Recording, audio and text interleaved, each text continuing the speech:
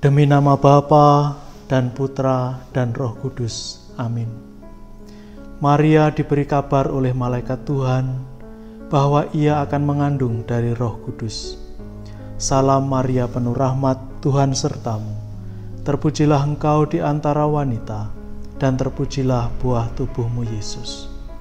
Santa Maria Bunda Allah, doakanlah kami yang berdosa ini, sekarang dan waktu kami mati. Amin. Aku ini hamba Tuhan, terjadilah padaku menurut perkataanmu.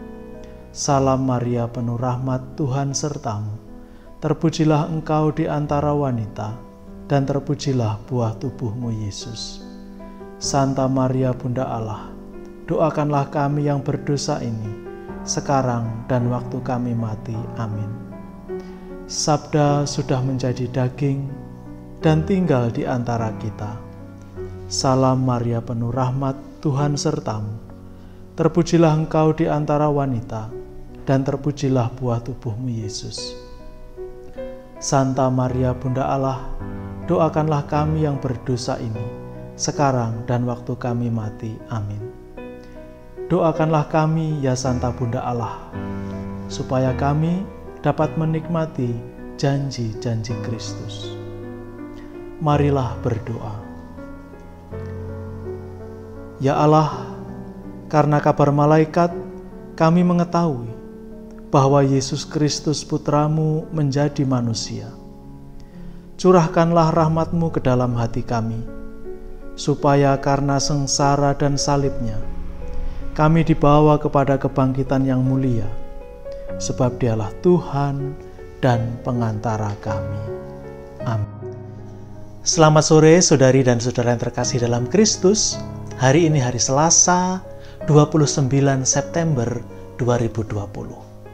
Hari ini kita bersama seluruh gereja merayakan pesta Malaikat Agung, Santo Michael, Mikael, Gabriel, dan Rafael.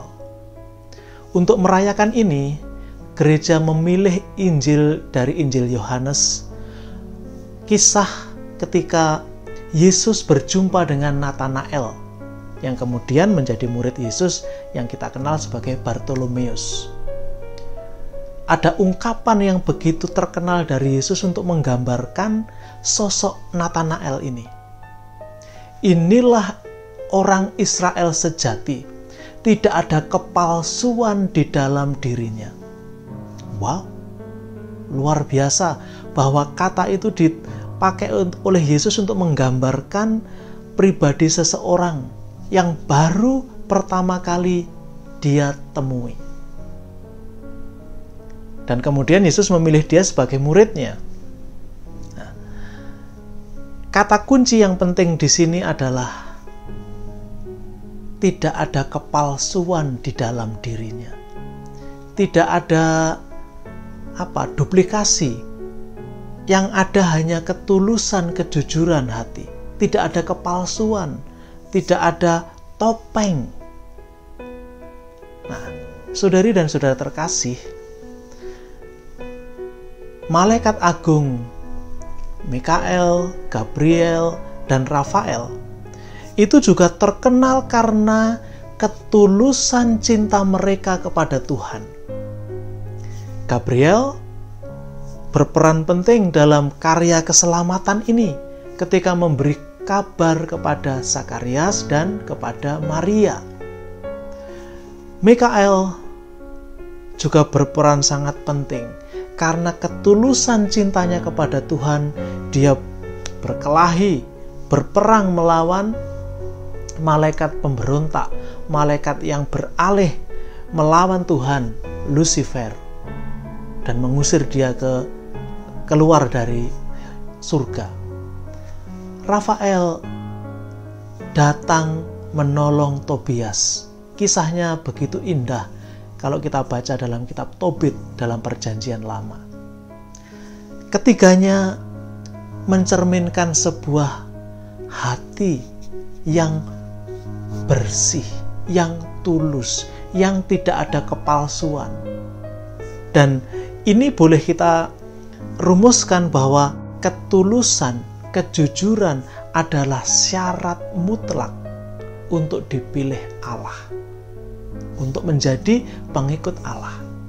Saudari dan saudara terkasih, dalam hidup keseharian kita, mungkin kita tanda kutip terpaksa melawan hati nurani, melawan suara hati, harus berbohong, harus memakai topeng untuk tampil di hadapan orang lain.